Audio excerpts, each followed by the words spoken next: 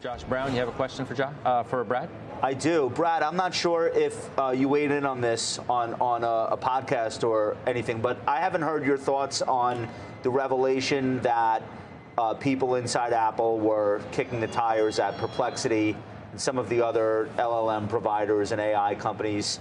What's your opinion on the build it versus buy it debate around Apple? I feel like for $20-25 billion, they should just buy it. Just given how much cash they have and given what the narrative is on their lack of execution in this area. But what would you advise Tim Cook if he called you and asked your opinion?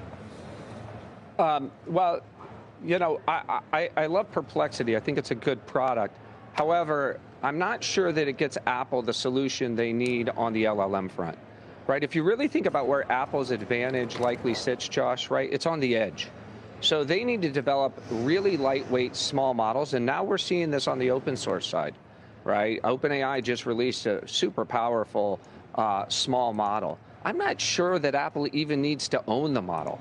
But what they need to do is have a deeply threaded partnership with somebody like OpenAI or Gemini with a very small model that sits on the edge that can give us a super-powered Siri, what Siri always should have been, right? In 2025, I have to say, Siri's kind of, you know, it's garbage.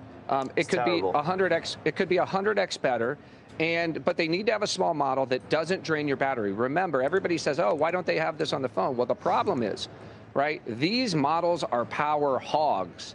And the second they put one of those on the phone and your battery drains in an hour, people will stop buying the phone. So it's a fine needle to thread. They're working hard on it. I think they'll have those things. I don't think it needs to be proprietary.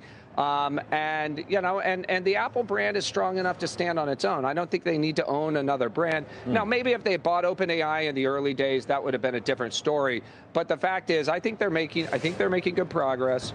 Apple is not one to go make big splashy acquisitions.